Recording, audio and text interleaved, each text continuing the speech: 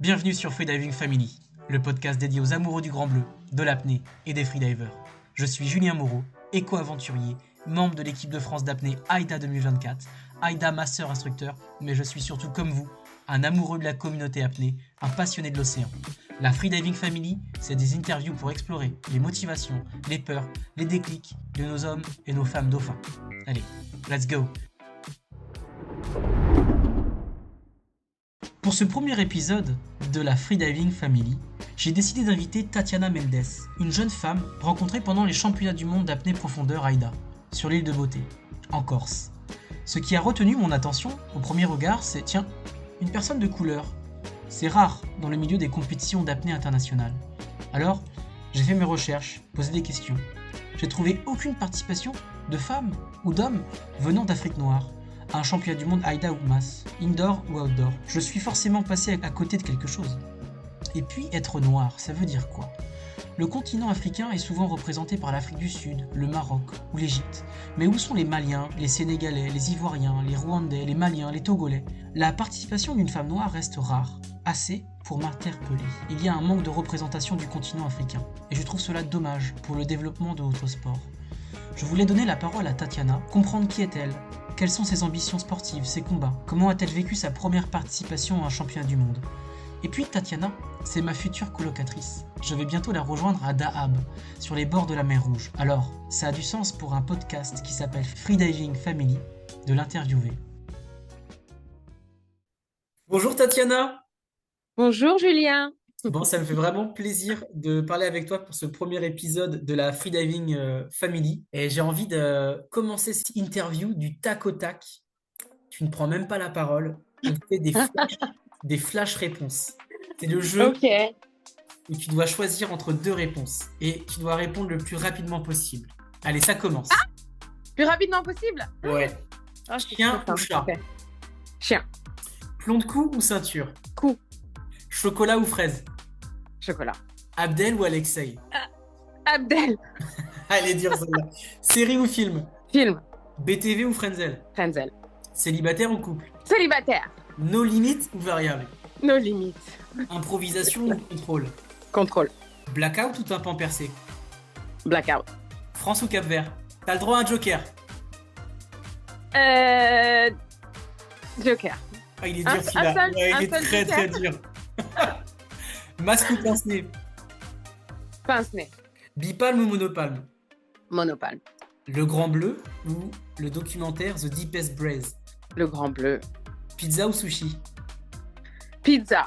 Ah, la Corse ou Dahab? Dahab. Dahab, ok.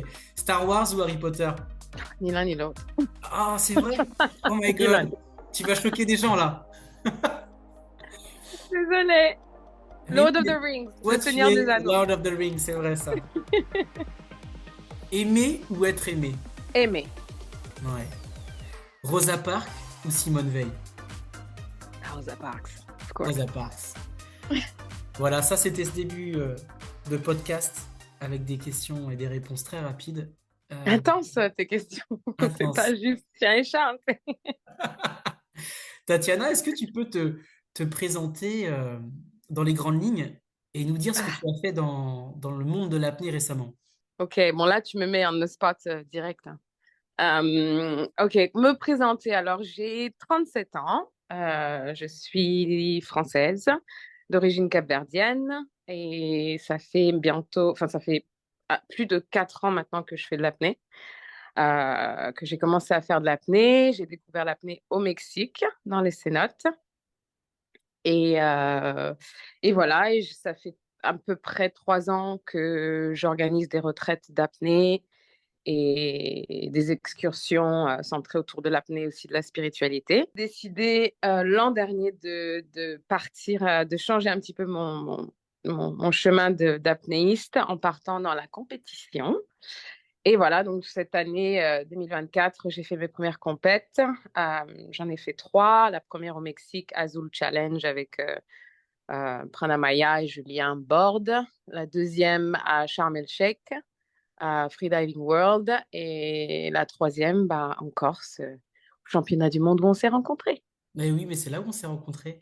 Voilà. Et d'ailleurs, bah, je le dis dans l'intro, là, ça m'avait marqué. J'étais là, tiens, une fille de couleur, une black, dans l'apnée. Et c'était vraiment rare. Ça fait quoi d'être, enfin, c'est un peu cash de poser la question comme ça, mais d'être Un l'une des seules femmes noires au championnat du monde d'apnée? Est-ce que tu as envie de te dire, bah, j'ai envie de représenter les Capverdiens, j'ai envie de représenter la France, il y a un décalage avec les autres, enfin, je sais pas, comment tu le vis? Ben, déjà, moi, quand j'ai commencé à faire de l'apnée, je voyais pas du tout le manque de diversité. Je voyais pas du tout ça. J'étais à fond dans le sport, j'adorais. J'étais vraiment. Donc, c'est en voyageant un petit peu au Mexique et surtout à Baja California que je me suis rendu compte que moi, j'étais un petit peu, on va dire, la seule dans mon genre. Mais ça m'a pas du tout interpellée, en fait, pendant les premières années où je commençais à faire de l'apnée. Je dois dire, c'est vraiment juste quand j'ai commencé ben, à penser aux compétitions que je me suis rendu compte que ben, dans l'histoire des compétitions d'apnée, il n'y avait pas beaucoup de pays d'Afrique, on va dire, représentés ou de personnes, de femmes noires, de personnes de couleur, il y a des personnes de couleur, mais de femmes noires africaines ou de descendance africaine, il y en avait pas vraiment. Après, comment je le vis, ben, je sais pas vraiment comment on peut vivre son identité, tu vois, c'est mon identité, je suis une femme noire, donc je le vis bien. Mais, euh, mais c'est vrai que bah, j'ai eu quelques remarques.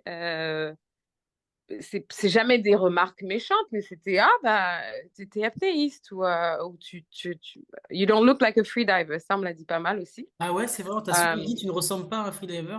Ouais, on m'a dit ça parce qu'en fait aussi, j'organise des retraites d'apnée. Enfin, ça fait 3 ans que je fais ça. Et donc, à chaque fois que je me présente comme l'organisatrice ou le host, il y a toujours une petite surprise, tu vois. Mais c'est toujours encourageant. Il n'y a pas de choses négatives. C'est toujours, ah, bah, c'est bien, c'est cool. Et puis récemment, au championnat du monde, j'ai eu une remarque d'une autre apnéiste qui m'a dit, ah, j'étais trop contente de te voir. Quand je suis arrivée parce que voilà, on n'a pas beaucoup de femmes de couleur ou de Ah ben personnes moi de j'ai couleur. pensé exactement la même chose. Et c'est pour ça que tu es Tu la t'es dit, première c'est à qui elle? passer. J'étais, mais merci. Euh, il faut que l'apnée soit. Pour moi, l'apnée, c'est un sport qui représente la paix, qui représente l'amour, qui représente le bien-être. Et il faut que ce sport, il arrive dans tous les pays du monde. Et quand je vois le manque de Mhm. diversité, quand je vois le manque de black, mais je me dis, mais il faut que ça se développe. Et quand je t'ai vu, j'ai fait top, c'est top, ça fait plaisir. Ah, c'est gentil, c'est gentil. Mais ouais, c'est comment je le vis. Bah, pour moi, c'est ma passion. Je vois pas, enfin, je le voyais pas du moins autrement avant d'être, oui, au championnat du monde. Quand tu es exposé vraiment sur une plateforme aussi grosse que celle-là, tu commences à comprendre l'impact de ton image en fait. Et souvent, on a des stéréotypes un peu sur les blacks, ouais, les blacks qui savent pas nager. Toi, est-ce que ça a été ton cas? Oui, alors ouais, c'est des stéréotypes poussés, mais c'est aussi une réalité, dans le sens où c'est pas, enfin moi de ce que j'ai, de mon expérience et de mon background, c'est pas vraiment dans la culture en fait, les sports, les sports, les water sports, tu vois, il n'y a pas vraiment ça dans notre culture, la culture africaine ou notamment parce que j'ai vécu aux États-Unis aussi pendant 13 ans. Et surtout aux États-Unis, il y a vraiment genre une espèce de, bah, comme tu dis, stéréotype de les Blacks savent pas nager parce que il y a toute une historique de peur de l'océan, par rapport à l'esclavage, par rapport aux bateaux qui emmenaient les esclaves traverser l'Atlantique. Il y a beaucoup d'histoires. Et aussi aux États-Unis, ben, il y avait beaucoup, les piscines n'étaient pas accessibles aux personnes de couleur comme beaucoup d'autres choses. Donc, il n'y avait pas, on va dire, d'infrastructure pour encourager, on va dire, les sports aquatiques. Et donc voilà, c'est moi, j'ai jamais été encouragée, on va dire, dans mon adolescence ou dans mon enfance à apprendre à nager parce qu'il y avait une espèce de grosse peur autour de ça. Dans la culture capverdienne, Mais on du coup, a. tu as grandi en France, c'est ça? Mhm. Tu as Ouais. grandi où en France? J'ai grandi dans l'Ain, Dans donc l'Ain? dans un tout petit village, enfin une ville qui s'appelle Nantua, à 1 heure de Lyon et 1 heure de Genève. Ok. pile poil entre les deux. Et même là, à l'école française, t'as pas appris à nager alors? Non, parce que voilà, il y a une espèce de grosse peur en fait dans on va dire dans notre éducation qui vient des histoires du Cap-Vert, Ah ouais, de mais tout ça en c'est fait. que à l'école, ils le proposaient pas ça. Non, on n'avait pas ça. Nous, on avait plus des sports de montagne, VTT ou rugby ou des choses comme ça. Mais on n'était pas, non, pas du tout. Et donc, c'est quand que t'as appris à nager pour devenir Alors, j'ai physio? appris à nager justement après que qu'un de mes amis me dise ouais, mais de toute façon, toi, tu sais pas nager. Enfin, il a complètement comment fait une assumption, je sais pas comment on dit, assuming. Ah, moi, j'aurais halluciné si t'étais ma pote et que tu savais pas nager, hein, je t'aurais emmené à la piscine direct. C'est sûr et certain. Mais c'est pas choquant. Moi, j'ai grandi, enfin, beaucoup de copines, surtout des copines de même origine, ne savent pas nager encore aujourd'hui. Ok, Et donc, j'ai appris, je suis partie c'était quand j'étais en vacances à Los Angeles. Je suis partie avec ma cousine et puis j'ai juste essayé de nager dans une piscine, quoi. Puis c'est tout, c'est comme ça. ok. Et j'avais 24. Donc, la première fois où tu as appris à nager, c'est à 24 ans. Mhm. Et là, à 37 ans, tu es au championnat du monde d'apnée pour représenter le Cap-Vert. Voilà. Ouais. Ça s'est bien passé, ta première plongée au championnat du monde? Ma J'adore question comme est tu poses, vicieuse. j'adore comme tu poses ta question. Non, ça s'est très mal passé. Ben non, j'ai fait, c'était CNF, donc la discipline c'était CNF. Alors, le Premier jour pour CNF, les femmes. c'est la Ouais, le brasse, CNF. on rappelle, Ouais, c'est la brasse. Constant Weight No Fins. Et c'est on descend et on remonte à la force des bras et des jambes sans tirer sur le câble, sans paddle. Voilà, voilà. Qui est une discipline que pas dire je maîtrise pas vraiment, vraiment, mais c'est pas non plus.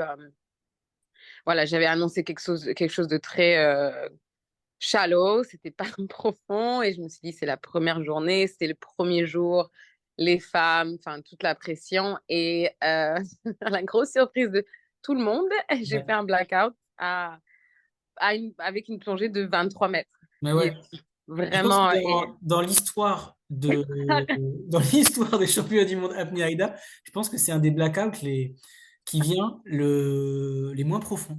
Mais par Ouais, contre, c'est ce que ça veut dire. Enfin, moi, j'étais commentateur sur ce mondial, donc j'ai vu. C'est le stress en fait. mais enfin, ça m'a vraiment montré que j'ai perdu tout moyen enfin, mes nerfs ont lâché, quoi. Je suis de nature très nerveuse. J'aime pas du tout les grosses foules ou le gros public speaking et tout ça. Donc, j'aime pas du tout avoir les yeux sur moi. Et là, c'était entre le monde, le dive-eye, juste la pression. Et puis, comme tu dis, être une personne un peu différente, on va dire. Mhm. Je savais qu'il allait avoir pas mal d'attention et du coup, ça m'a fait complètement paniquer, on va dire. Mhm. Et mon warm-up, mon échauffement était horrible. J'avais envie de vomir. C'était vraiment. Je savais que j'étais stressée, mais je me suis dit, bon, ça, c'est pas quelque chose que tu peux pas faire, donc ça va le faire quand même. Et puis la descente et la remontée étaient très bien. Je me sentais très bien. Je sais pas du tout. Ouais, je sais pas. Quand je suis remontée à la surface, je pense que c'était un trop plein de tout en fait et qui m'a fait perdre connaissance quoi. Donc voilà.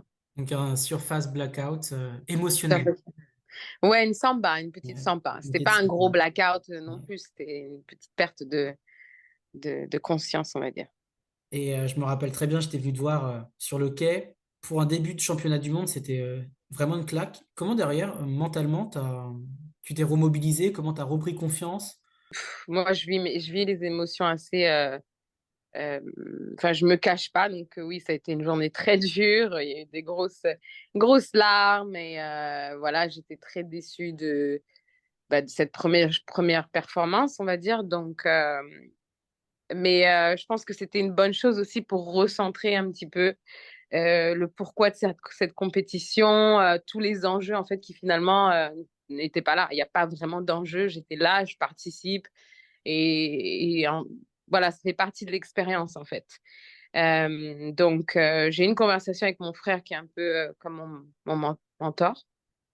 Et il m'a dit, écoute, si tu ne fais pas confiance, au moins fais confiance à Dieu, fais confiance à quelque chose qui est au-dessus de toi, essaie de comprendre pourquoi tu es là aujourd'hui, pourquoi tu fais ce que tu fais, et puis let go de tout ce qu'il y a autour de ça, quoi. Ok.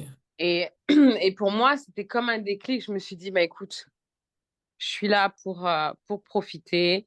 Peu importe, peu importe les résultats, je suis arrivée jusqu'ici, surtout après une année assez dure que j'ai eue. Je me suis dit, je suis là, je suis présente. Donc voilà, j'ai complètement laissé, je suis partie dans le laisser aller, de me dire, OK, peu importe ce qui se passe. Ces dernières années, on va dire que j'ai toute ma vie un peu, je l'ai été guidée par une force. Pour moi, c'est ma spiritualité. C'est la raison pour laquelle j'ai quitté ma carrière, que je suis partie dans l'apnée, que j'ai commencé, que j'ai suivi un peu mon instinct.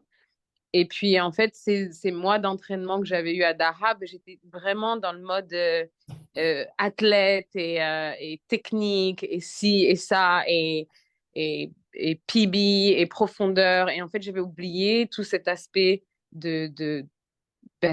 d'inspiration, en fait, d'âme euh, qui me guide dans toute ma vie. Et en fait, il fallait juste que je me réaligne, on va dire.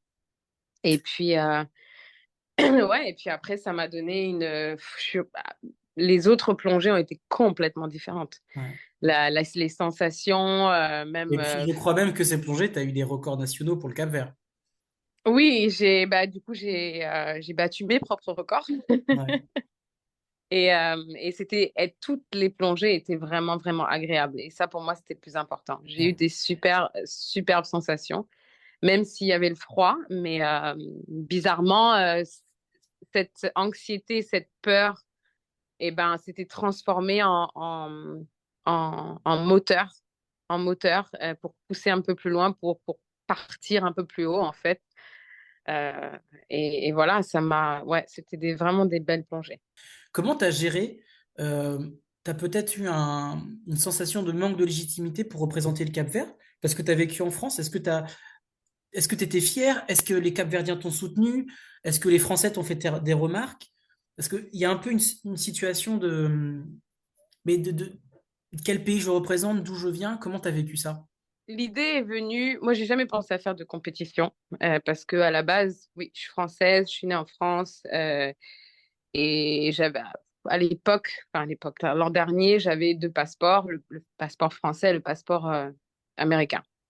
Donc jamais dans ma tête j'avais eu l'idée de faire la compétition ou voilà. Et en fait, quand l'idée est venue, j'ai regardé pour faire des démarches. L'idée est venue en discussion entre amis. Oui, il n'y a pas de record au Cap-Vert, peut-être que, blablabla. Donc, j'ai commencé à regarder, mais j'avais, comme tu dis, ce sentiment d'un peu de imposter. Je me disais, Hmm. oui, mais je suis pas née là-bas, j'ai pas vécu là-bas, du moins à plein temps. Donc, est-ce que c'est vraiment faire une bonne chose, on va dire? Donc, j'étais un peu dans le conflit. Et puis, quand je suis partie au consulat pour faire les démarches, pour voir du moins c'était quoi les démarches pour avoir la nationalité capverdienne, la personne en face de moi m'a dit, ben, écoutez, vous êtes déjà capverdienne, vous avez déjà cette nationalité depuis quasiment toute votre vie. Ah, c'est génial. Donc, donc de là, pour moi, c'était comme un signe et une évidence en me disant, je ne vole rien, on Hmm. m'a déjà donné cette nationalité, on m'a naturalisé quand j'étais bébé. Donc, du coup, ça m'a donné un petit peu plus de motivation à poursuivre ce projet et puis Parce que faire les tes parents premiers. sont du Cap-Vert, c'est ça? Ils sont nés au Cap-Vert. Ouais, voilà. Et ils Ils sont sont venus en nés, France. voilà, ils sont nés en France dans les années 80. Donc voilà, donc j'étais un peu plus confiante, on va dire. Ensuite, ben, je suis très fière d'être capverdienne. Tout ça, c'est une fierté que j'ai eue toute ma vie. J'ai grandi avec une grosse population de Cap-Verdiens. Je veux dire, j'ai grandi dans la culture, on va dire. Et donc, la particularité du Cap-Vert, c'est que c'est un pays tout petit, mais qui a une énorme diaspora, parce que c'était les premiers Africains à partir vivre aux États-Unis, qui a une grosse émigration. Donc, du coup, il y a vraiment beaucoup de Cap-Verdiens partout dans le monde. Et il y a une chose qui fait qu'on on est tous soudés, c'est qu'on est tous capverdiens, quoi. On a tous, peu importe où on est dans le monde. Donc, de la communauté, j'ai eu bien sûr que des bonnes choses, que des encouragements, enfin, des messages très, très beaux.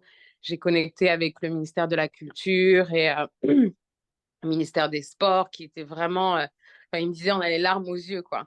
Donc, ça, c'était encore plus un boost parce qu'en fait, c'est comme si je redonnais en fait au pays d'où je viens, entre guillemets, et où je reconnectais avec ce pays que je ne connais pas vraiment, vraiment. Et voilà, donc non, en général, ça a été très, très, très positif. Après, j'ai pas eu vraiment de critique. J'ai eu une critique d'une personne. Sur le niveau de tes records nationaux, c'est ça? Non, sur le fait que je sois française, que je sois pas capverdienne et que je n'ai pas Ouais. eu à faire de sélection pour faire le championnat du monde parce que je suis la seule de mon pays et que du coup, bah, par rapport à mon niveau, c'est pas, voilà, on va dire un peu facile par rapport à d'autres athlètes qui, eux, sont Aujourd'hui, athlètes ton record personnel de profondeur, il est à combien? 56. 56. C'est quand même énorme. Ouais. Faut que tu sois fier de ça. C'est pas tout le Bah monde ouais, sur Terre qui va à 56 mètres de profondeur sans respirer. oui, moi je suis contente. Après, voilà, je peux pas non plus contrôler ce que les gens pensent, surtout dans l'apnée, et leur propre expérience, leur expérience personnelle. Donc voilà, Et dans toute cette démarche de représenter le Cap-Vert, ta famille, elle était à fond avec toi? ça dépend qui quand on dit la famille. La famille directe, après j'ai une grande famille, donc oui, j'ai eu beaucoup de support, mais on va dire, pour ce qui est des parents, il y avait toujours cette peur, je comprends pas pourquoi tu fais ce sport.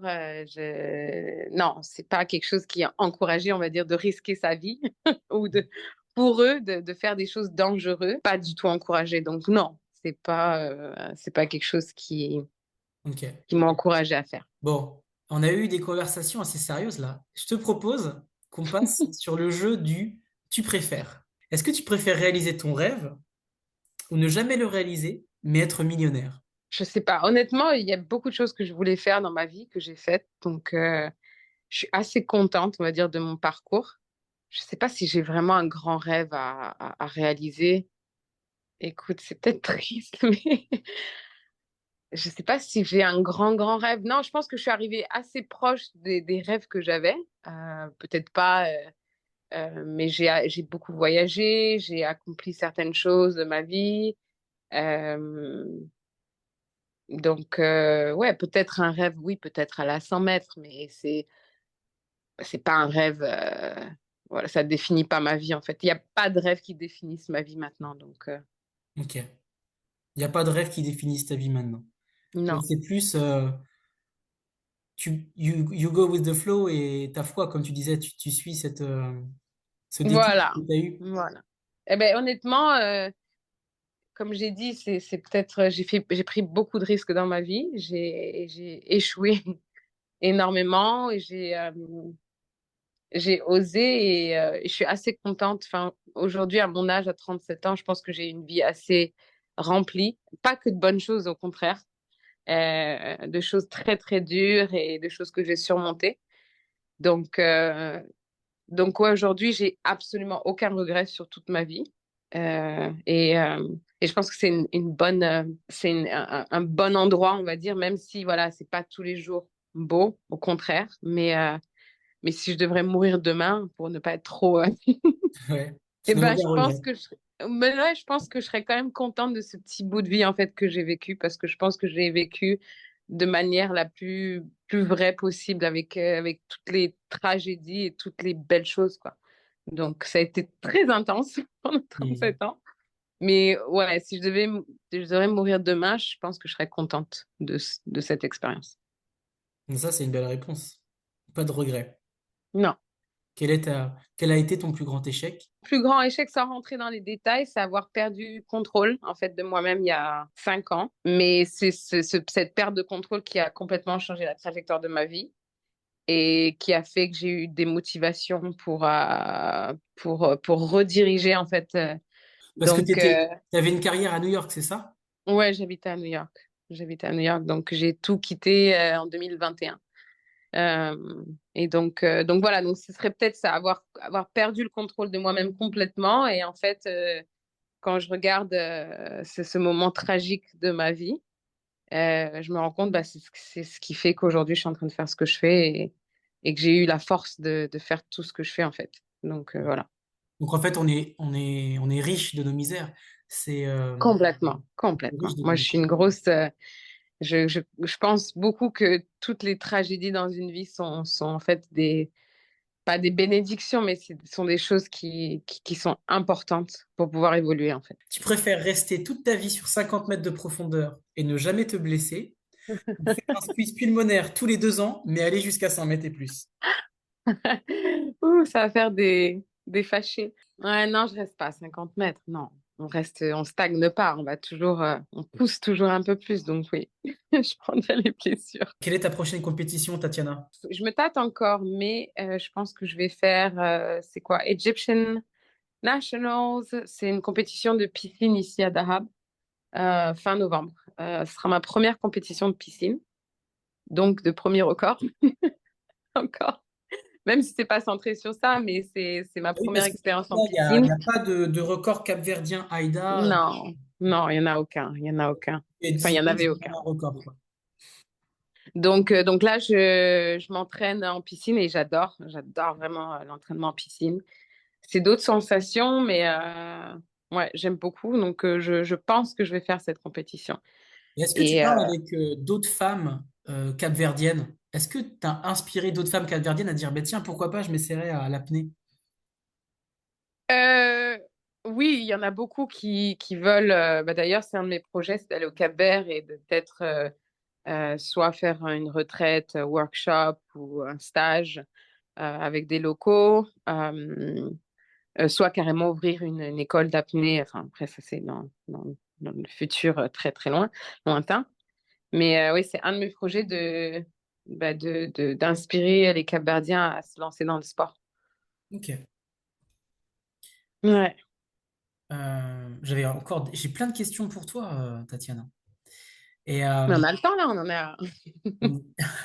Ça va être un podcast de 3 heures.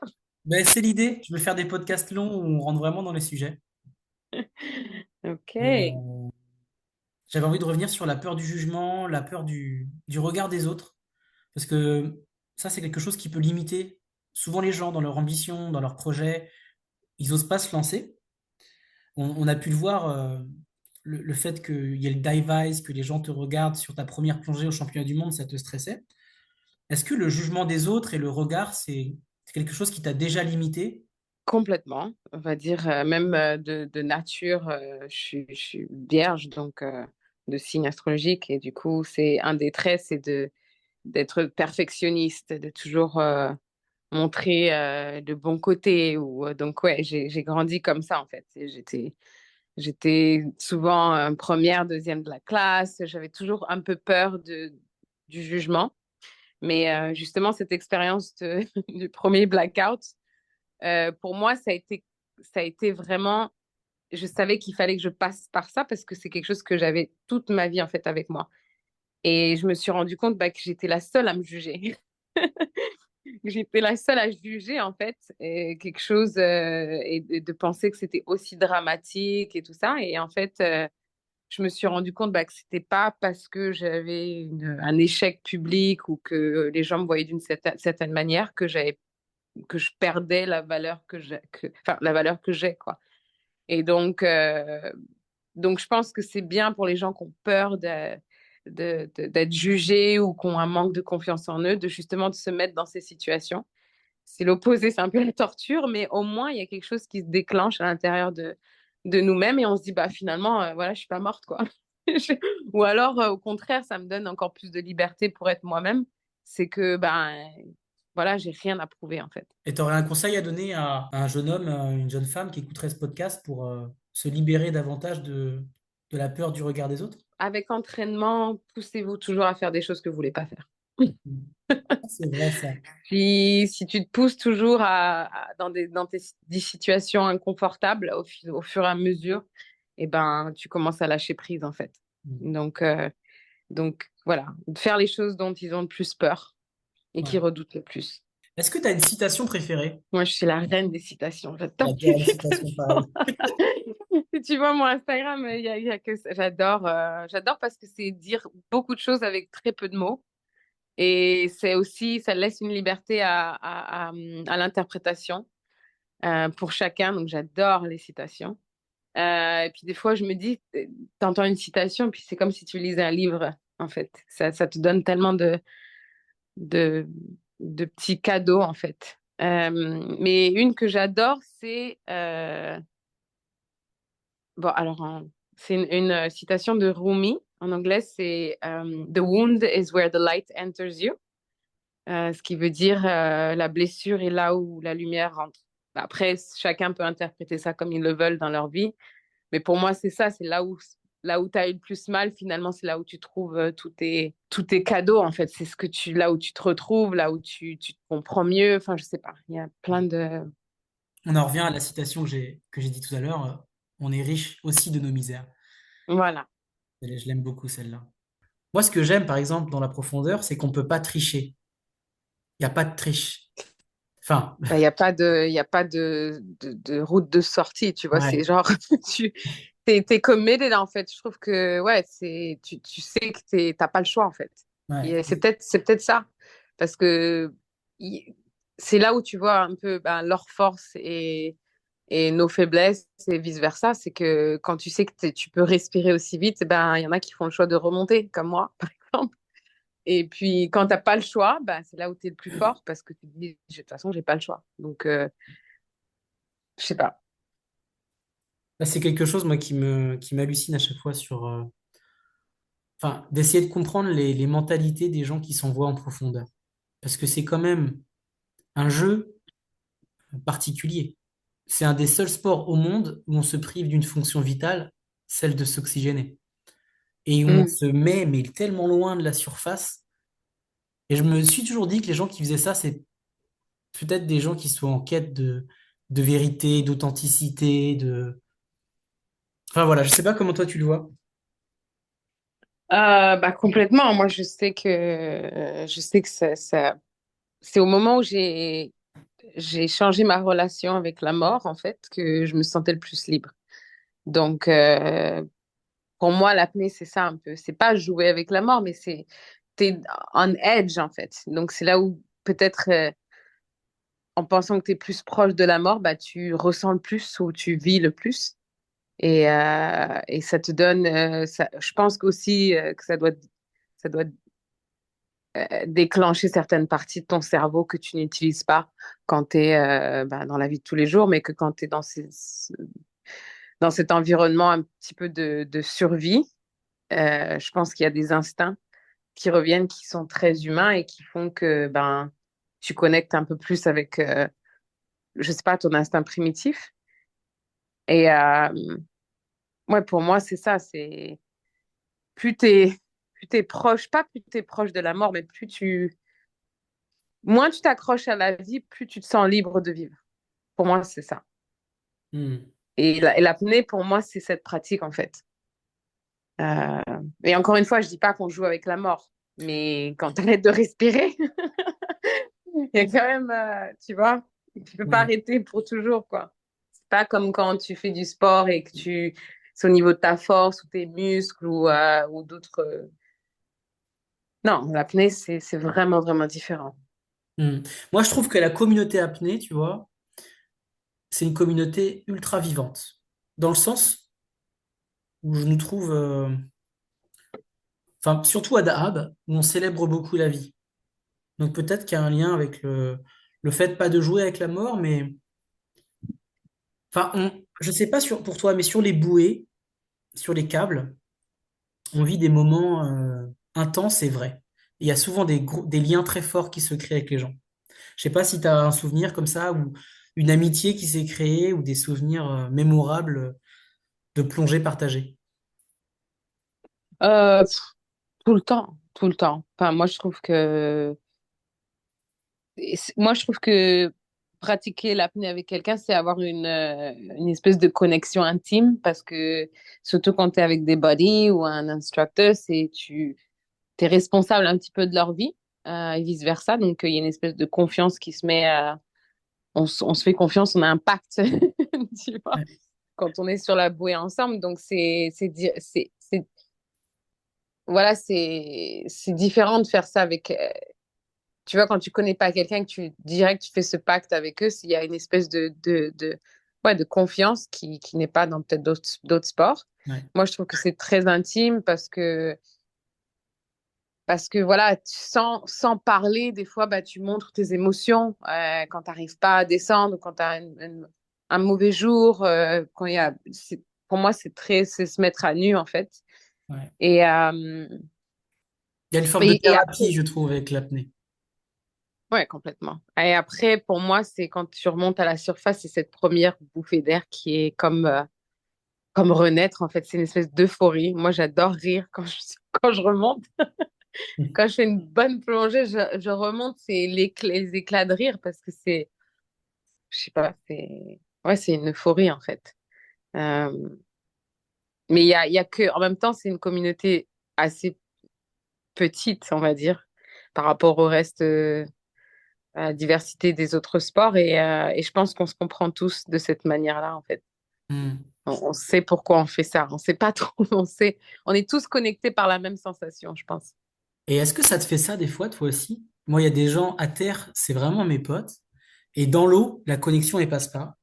Et parfois, j'ai des gens dans l'eau, c'est fluide, il y a la confiance. Et à terre, pourtant, c'est pas forcément mes potes.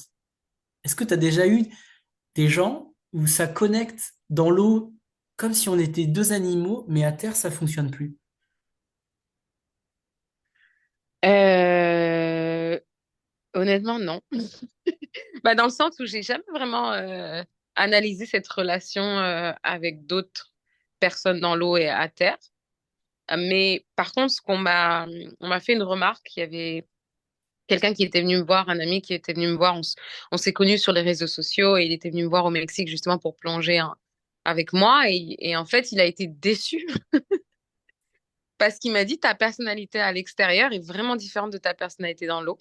Dans le sens où il me disait que je connectais pas avec le reste. Et en fait, pour moi, c'est quand je suis dans l'eau, je suis connectée avec moi-même, avec les éléments et peut-être que j'oublie ce qu'il y a autour. Donc, je cherche pas cette connexion en particulier avec d'autres personnes, mais je la recherche plus de façon personnelle ou alors avec les éléments. Donc Ouais. ouais, je sais pas. Non, mais c'est intéressant parce que tu vois, par exemple, comme quand je suis instructeur, quand j'ai des élèves, eh ben, il y a aussi la possibilité de devenir ami. Et ce lien qui se crée, ce lien de confiance sous l'eau, ces moments partagés, ces PB, c'est, c'est des moments, je trouve, tellement forts et intenses que, ouais, tu peux connecter à l'humain très rapidement. Je sais pas pour toi Mm. si t'as j'ai vu ça sur des bouées, mais des gens qui explosent de joie, des gens qui explosent de colère, des gens qui fondent en larmes. Enfin bref, c'est un sport extrêmement particulier, quand même. Mm.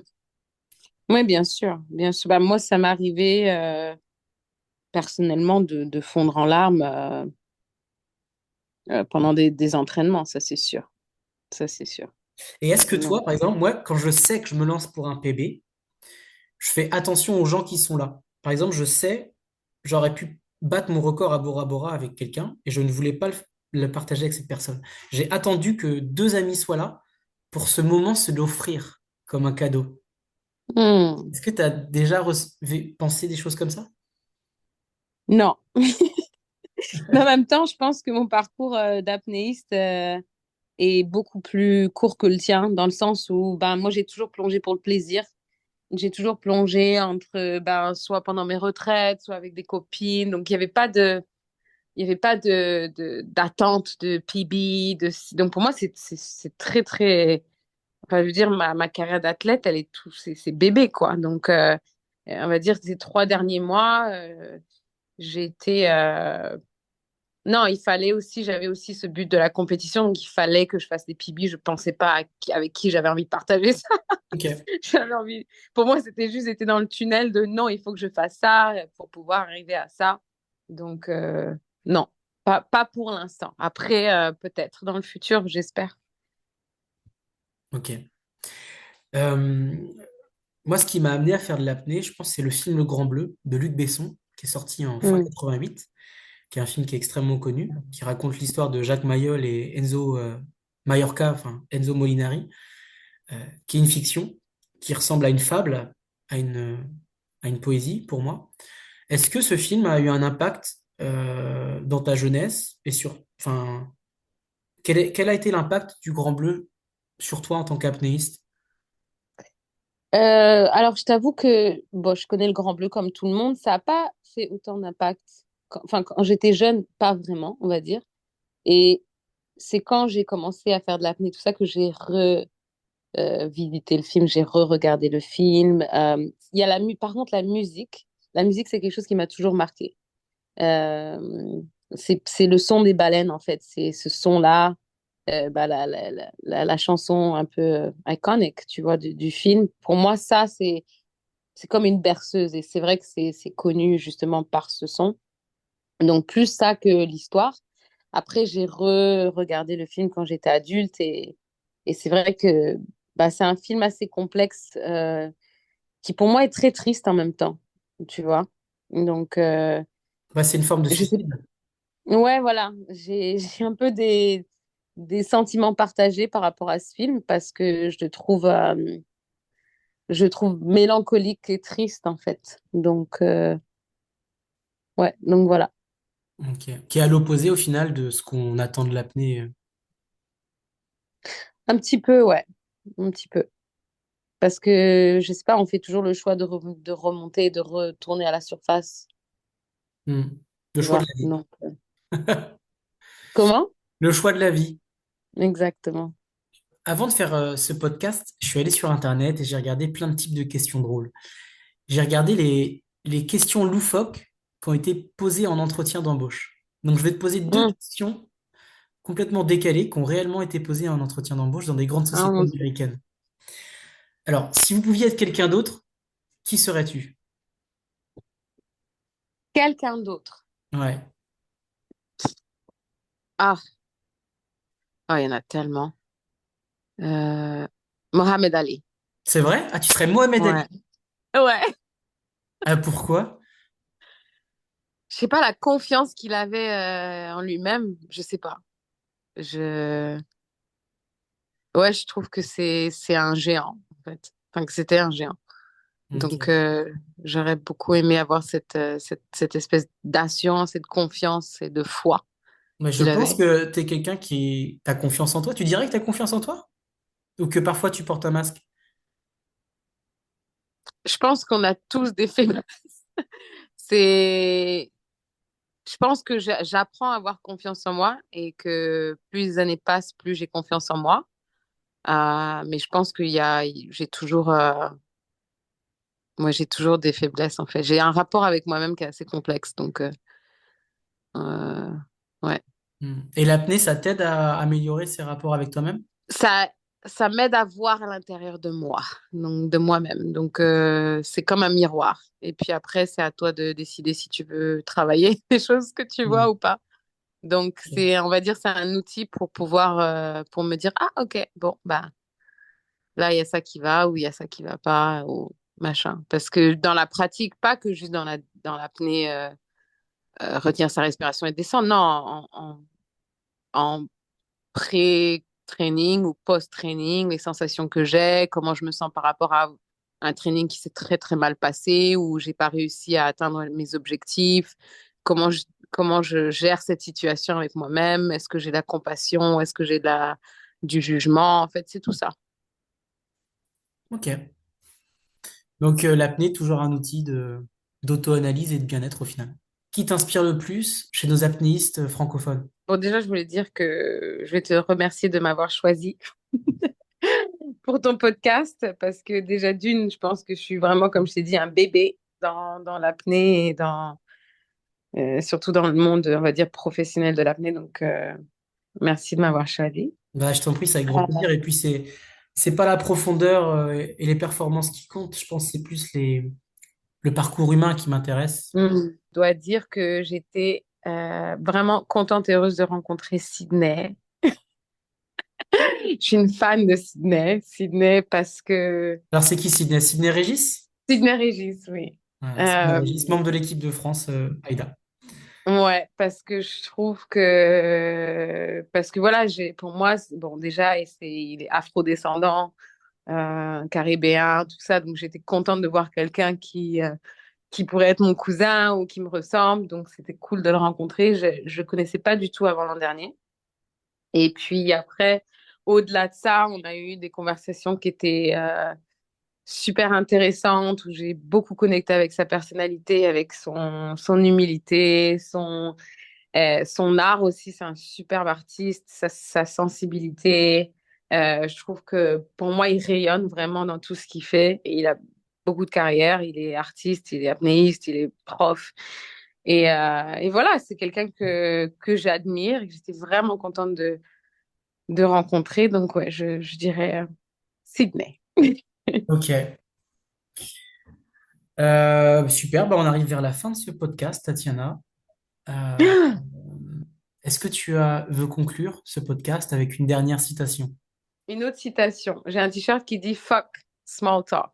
Voilà, fuck small talk. Allez toujours dans la profondeur. Allez toujours deep, que ce soit dans vos conversations, dans vos interactions avec les gens, dans vos relations. Il faut toujours, faut jamais rester en surface. Pour moi, c'est ça. Il faut toujours aller dans la profondeur. Il faut pas avoir peur de la profondeur, peu importe ce que ça représente. Fuck small talk. On ne pouvait pas avoir une citation plus parfaite pour terminer ce premier épisode de la Freediving Family avec Tatiana Mendes. Merci à toi et Merci beaucoup. je te dis à bientôt. On se retrouve dans Ouais. Et bonne chance pour ce freediving podcast, enfin en français. Et ouais, je te souhaite plein d'invités, plein de rires, plein de pleurs, plein de belles choses, parce que ça, c'est des choses qui seront ancrées, enregistrées et qui vont beaucoup servir, je pense, à beaucoup de personnes. bah, je Donc l'espère en voilà. tout cas. Et bah, comme on dit à Cool. Bora Bora, Maolulu. Ok, cool. Merci à toi. Allez, et on se voit bientôt On se voit normalement. bientôt. Des gros bisous. À Dahab. Ok. Salut, bye. Merci d'avoir écouté ce premier épisode de la Freediving Family, le podcast 100% apnée et 100% francophone. Si vous avez aimé, n'oubliez pas de vous abonner et de noter le podcast. On se retrouve bientôt pour un nouvel épisode. Merci à Audrey du podcast La Tête en Mer et aux membres de l'équipe de France Aïda pour l'inspiration. Merci à Louise Océane pour les conseils techniques. Merci à Abdelatif Alouache et toute l'équipe corse pour l'esprit de solidarité, de bienveillance qu'ils ont mis pendant la saison. Et surtout, merci à vous pour l'écoute de ce premier épisode de la Freediving Family. On se retrouve bientôt. Ciao.